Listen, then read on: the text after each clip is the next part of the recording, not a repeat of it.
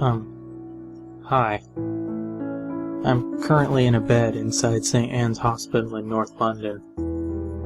Dr. Martin kindly allowed me to use his laptop, so I can explain how I got here and what happened to me. My name is David Argento. I'm 16 years old and apparently I'm suffering from some kind of mental illness. There was only so much I could take in from the doctor's words in the opposite patient's room, since I have a bloody massive headache. I've been given a fair amount of ibuprofen, but this headache seems permanent. But I don't care. I absolutely must get this written down at all costs. Anyways, you might be wondering how I got here. This is my story. About 4 nights ago, I went upstairs to the loft and took my old school books to the burning pile. I just finished my GCSEs, and like all my friends, hated every single subject I did. Math, history, English, especially English. You name it, I hated it. So, I found the books exactly where I left them a few months back. Or dumped, more like, in a corner that was so old there was enough dust to make cotton candy. I scorned the moment I looked at them again. Except I knew this would be the last time. So, I collected them all underneath my arm. Disgusting. I considered changing clothes shortly afterwards. But then, something caught my eye. I'm not really sure how I noticed it, but I remember being so intrigued by it that I dropped the books on the loft floor and picked it up. It was a CD-ROM case, about the size of the average book.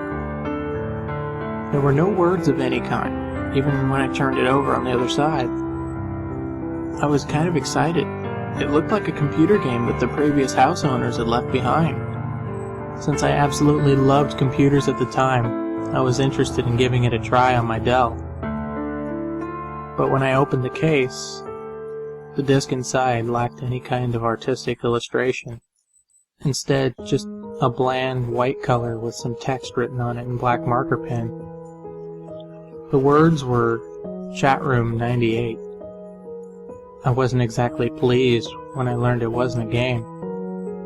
But since someone had actually gone through the effort of making a chatroom disc rather than the vast chat rooms available on the internet, I concluded it must be somehow different. That I got right. Having kicked the worthless books down the attic ladder, I inserted the disc into my laptop. After a brief moment, a red box with no text in it appeared. I wasn't sure what to make of it at first, but it seemed to linger there for about a half a minute. Then the screen went to black for a brief moment and flashed.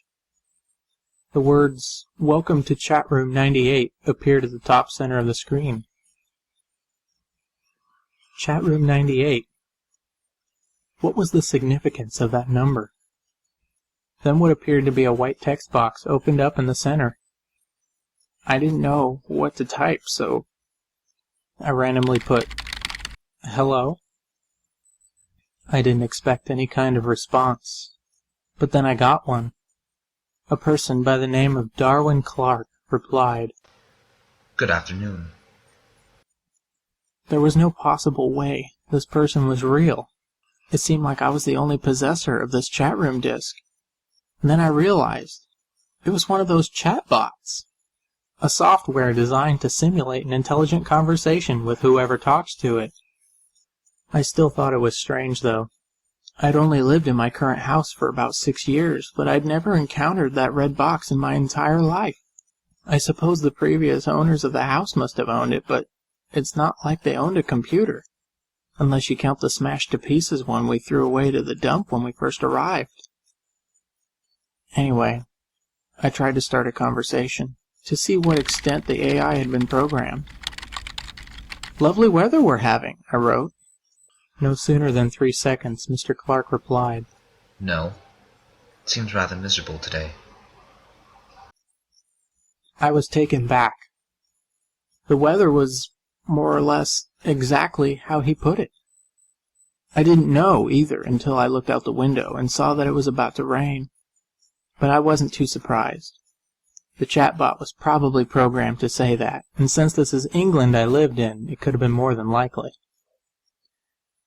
I then typed in, "So, what are your favorite movies?" Again, I got a response. I don't watch movies. I prefer the theater. The theater? Was I talking to an old man? I replied, "How old are you?" I didn't care if the chatbot got offended. It would have to give me an answer eventually. The answer was, I'll tell you about myself. I was born in 1867 and grew up with 2 sisters, whom I hated. Okay, right. Whoever programmed this was clearly having a laugh. I typed back, laughing hysterically as I wrote. Well, I was born in 2098 with 2 identical twin brothers who are also aliens from the planet Boogaloo. I'm also Jesus. I wondered what the senile old man would say next. I knew it was a chatbot, but I kept thinking it was a real person for some unexplainable reason. He said, Really? How droll. Nice to meet you, Mr. Jesus. Have your brothers abducted anyone yet? I cracked up again. Whoever made this must have done an impressive job. I typed in, "Yes, there are actually alien pedophiles who prey on human children. You better watch out. They also have a fetish for CD-ROMs." The next reply was just plain unsettling. Mr. Clark replied, Well, although I may appear to be a CD-ROM, I was actually a human myself, once, until I faced judgment for my transgressions. I didn't know what the fuck he was saying, but the poignant detail of his description startled me for a second. It felt real. Too real. And then, to my surprise, he typed another message. You don't understand. Let me make myself plain. My sisters, whom I hated, met with a tragic accident. I was starting to feel cold. This was not just a chatbot. This must have been some kind of psycho chatbot or something. Or it was a big joke. I typed in to see his reaction. "Do you know what else my brothers have done lately?" And then I was met with the biggest surprise of all. Darwin Clark responded again, only this time I could see his message being typed, like a ticker tape typewriter. You are an only child, David. What the actual fuck? I was seriously getting creeped out now. So I typed in, "What the fuck are you?" And the response simply could not have been made by an AI. It seemed too much like a human was actually talking to me. Let me tell you a story. Do you know what happened to your house's previous owners? I sat there like an idiot, staring at my computer, awaiting a response. The same that happened to my 2 sisters. Remember, I despised both of them. This was it. I moved the cursor to the top right corner to click the X button and end this nightmare. I was relieved. I had only been talking to it for 5 minutes, but it seemed like 2 hours. But when I tried to shut down the PC, the unthinkable happened. The computer became unresponsive. It went all glitchy and fucked up. Worse still, the chat room opened by itself. I got another message, and by this time I was sure I was hallucinating. You have not heard everything yet. I scrambled at the keyboard. I was losing my mind. "Are you fucking with my computer? Stop! This is seriously not funny!" Finally, I think this is where it happened. Darwin Clark typed in again, this time in a much slower ticker-tape typewriter fashion than last time. I could hear nothing more than my own heartbeat. It intensified more and more with each passing letter. As I focused more and more on the letters as they were being typed, the horrified expression on my face was becoming more and more visible on the reflection of my laptop. The final message that he gave me, which lost me my sanity, and ruin my health was... Look behind you.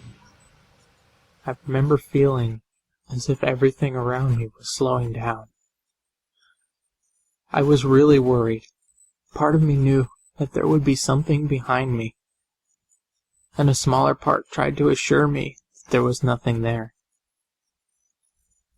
I shut my eyes, clenched my teeth violently together, and then shot my head back like a bullet. Nothing. Absolutely nothing. I spat out weak laughter and nodded my head in relief, and I felt like everything was safe again. Until I looked back to my computer monitor. I must have seen it the moment I swiveled my chair, but it caught me anyway. There was a face. A fucking face of a man. A fucking pale white man who was grinning at me on my laptop screen. His hair was blonde, and he seemed to be in his mid-20s. His facial expression was the exact opposite of friendly, and his eyes were crimson red. I only saw it for a nanosecond of a nanosecond, but that was all I could take. After that, apparently I screamed violently and then fell unconscious for 4 hours. That's what Dr. Martin told me. He's the guy looking after me at the moment. He really doesn't know what I've been through. So here I am now, sitting in a bed at 4:30 a.m. typing this story to the world. Even as I type, I still worry that the face will appear once again and scare the shit out of me. I seem to be suffering from a trauma. My eyes have grown dark purple circles around them, because I've literally not slept at all since 2 weeks ago. I tried sleeping, but that face stops me from sleeping. Now that I've written this story, I urge everybody to watch out. If you see a red CD-ROM case, throw it away. Do not open it and do not use it. I've now doomed to jump out a 3rd-story window. I can't take it anymore. I'm fucking scared. I want to die now. And if anyone tries to resuscitate me, then fuck you too. And do not, I repeat, do not go looking for Darwin Clark.